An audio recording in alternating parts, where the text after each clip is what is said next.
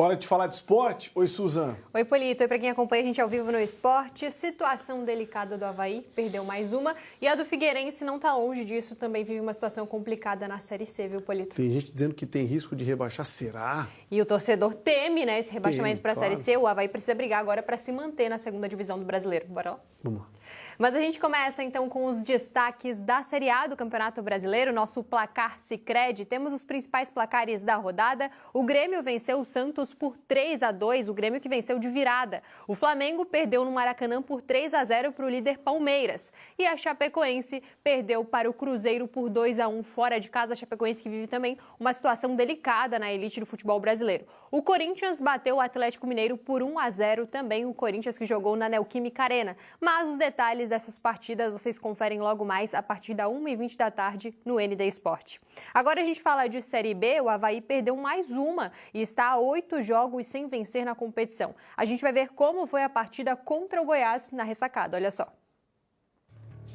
O Leão da Ilha não vence na Série B há quase 2 meses. Já são 8 jogos sem a celebração da vitória. Pela 10ª rodada da competição, derrota para o Goiás por 2-0 na ressacada. Ainda no primeiro tempo, com o placar zerado, Daniel Penha foi expulso após revisão do VAR por uma falta agressiva e sem bola. O Goiás chegou a marcar com Jean Carlos, mas o gol estava impedido. Depois do intervalo, o Avaí teve boas chances, mas não conseguiu finalizar. Aos 25 minutos da segunda etapa, Bruno Sávio fez um golaço e abriu o placar para os visitantes. Apenas 7 minutos depois, Anselmo Ramon ampliou. Final, Avaí 0, Goiás 2. O time azul ocupa a 15ª posição com apenas 10 pontos. 1 ponto de diferença do Botafogo de São Paulo, que abre o Z4 da Série B. O próximo confronto do Leão é contra o Criciúma. A partida será no sábado, dia 30, na ressacada.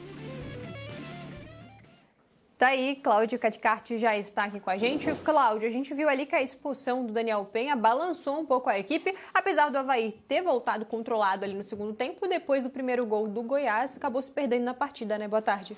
Boa tarde, Susan. Boa tarde a todos que nos acompanham aqui no Balanço Geral. Com certeza a expulsão no final do primeiro tempo ali do Daniel Penha condicionou o jogo. O Avaí estava fazendo uma partida até equilibrada no 11 contra 11 no primeiro tempo, em que no primeiro tempo as equipes não tiveram grandes chances. Um jogo muito travado no meio de campo, simplesmente com apenas 5 finalizações. No segundo tempo, já com um jogador a menos, o Avaí ainda teve as melhores oportunidades com Baldini, Taylor, Wallace França, e o Goiás só tinha tido uma com Esli Garcia. Mas aí, depois de sofrer o primeiro gol, num erro de marcação, de posicionamento nas costas do Quaresma, aí o Avaí caiu, né? Mentalmente caiu, e aí com superioridade numérica, a equipe do Goiás, ao natural, chegou ao segundo gol e teve oportunidades também de fazer o terceiro e o quarto, como você está vendo aí nas imagens, né? O Avaí, enquanto esteve competitivo, duelando, ele estava, né, dentro da partida com oportunidades, até mais do que a equipe do Goiás. Mas depois sofreu o primeiro gol, aí esquece, né? A equipe caiu de produção, né, e se impôs a qualidade da equipe do Goiás. Agora a gente vai mostrar o lance que foi decisivo, que condicionou o jogo, que foi a expulsão do Daniel Penha. E mostra bem, né, na análise do VAR, essa imagem é do VAR, trazido pela Confederação Brasileira de Futebol, que o Daniel Penha, ele não é uma briga por ocupação de espaço. O jogador do Goiás faz o bloqueio e ele dá 2 socos, né? Ele acaba tendo uma medida ali violenta, perdeu a cabeça o Daniel Penha, e essa expulsão, viu, Susan?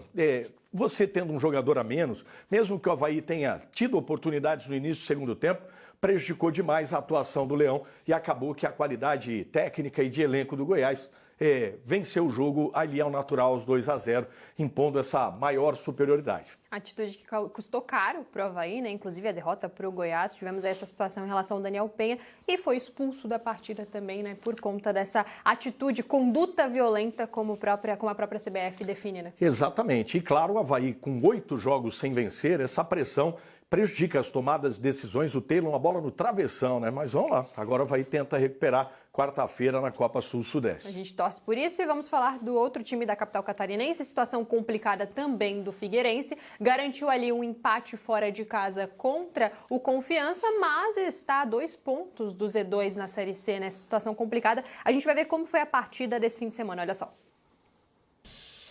O time alvinegro teve muitas dificuldades para criar jogadas. Erros técnicos custaram um empate de 0-0 na partida contra o Confiança fora de casa. Com apenas 40 segundos de jogo, Figueira tomou o primeiro susto. Brainer Camilo jogou por cima da trave de Hugo Gabriel. O time do Estreito teve mais posse de bola na primeira etapa, porém sem grande ameaça. Depois do intervalo, algumas boas oportunidades para os dois lados, mas sem alcançar as redes. Fim de papo, 0-0 na Arena Bastião. Ocupando a 16ª colocação, o Figueirense soma 8 pontos. São 2 vitórias, 2 empates e 4 derrotas na competição. Na próxima rodada, a equipe da capital joga em casa contra o Paysandu. A partida será no domingo, dia 31, às 8h30 da noite. O Figueirense ele foi mais organizado em campo, mas faltou iniciativa, faltou criatividade, né? Olha, Susan, em condições normais de temperatura e pressão, um empate dentro do futebol brasileiro é considerado até bom. Mas no contexto do Figueirense não foi bom. A equipe do Figueirense teve um primeiro tempo apático em termos ofensivos, uma finalização apenas, vamos dizer assim, do Igor Bolt pelo lado esquerdo e nada mais, né? Mas defensivamente, pelo menos o Raul Cabral, que no início dos 3 primeiros jogos a equipe tinha sofrido 7 gols, nesses 3 últimos sofreu apenas 1 contra o Itabaiana na última partida no Scarpelli. Então, essa questão defensiva teve uma evolução. O problema é na questão ofensiva, como a gente está vendo nas imagens. O Figueirense foi muito pobre em criação, né? Só foi melhorar no segundo tempo com a entrada de Emerson Galego, do João Choco no meio de campo, né? E que ganhou um pouco mais de imposição física também. E velocidade pelo lado com o Zé Carlos, né? E aí a equipe teve, né, uma oportunidade de fora da área com o Lucas Alves, que foi a jogada mais perigosa, e outras tentativas, né, frustradas. Foram 13 finalizações no total e apenas 2 no gol. Então, uma pobreza de criatividade. E, Susan, para você ter uma recuperação na competição, você precisa vencer. Era um adversário que estava no mesmo nível de tabela que a equipe do Figueirense. Era um jogo de 6 pontos. O Figueirense vinha de uma derrota e, como não tem vencido em casa, esse único ponto fora de casa não foi legal. Está apertado, está ajustado, próximo da parte de baixo da tabela. Tem 4 pontos do G8 para classificação, mas essa oscilação mostra que o Figueirense ainda está na briga única e exclusiva por permanência. Pode melhorar? Pode, mas para isso tem que ter um equilíbrio melhor. Manter esse viés defensivo que melhorou, mas tem que crescer e muito na questão ofensiva que está deixando muito a desejar. Trabalho para o Raul Cabral. No cenário do estado, né, de Santa Catarina, foi um fim de semana aí bastante triste para os catarinenses, porque praticamente todas as equipes estão aí lutando para se manter onde estão, né? A gente não está mais falando de acesso ou de briga, de fato. Pois é, e a Chapecoense, né? Caminhos largos de volta para a Série B, uma situação, na minha opinião, até irreversível, né? Realmente os catarinenses muito abaixo, inclusive o Barra, né? Assunto para daqui a pouco no ND Esporte, e eu te espero também com os destaques dos times da capital durante a semana, né, Cláudia? É isso aí, a gente retorna, tem muitos jogos aí no meio e no final de semana. Muito obrigado, até mais. Até lá. E olha só, o paratleta Luciano Nem segue representando muito bem Florianópolis, viu? Ele conquistou o bicampeonato brasileiro de parasurf e vai representar o Brasil no Mundial da modalidade. Lembrando que no circuito mundial, o Manezinho lidera aí com 2 vitórias em 2 etapas na Austrália e também no Havaí. E tem chances reais de conquistar o título da temporada. A terceira e última etapa será na Califórnia em setembro. Parabéns aí ao Nem por mais uma conquista. Ele que representa muito bem Florianópolis no parasurf. Daqui a pouquinho, 3h25, 3h30 da tarde, a delegação chega aqui em Florianópolis para comemorar mais essa conquista, viu, Polito? Valeu, Nem. Pô, sensacional, cara. Grande conquista. Amanhã eu estou de volta, Polito, com outros destaques do esporte. A gente vai ter muito para falar de Avaí e Figueirense ao longo da semana também. Até amanhã. Até amanhã. Até amanhã.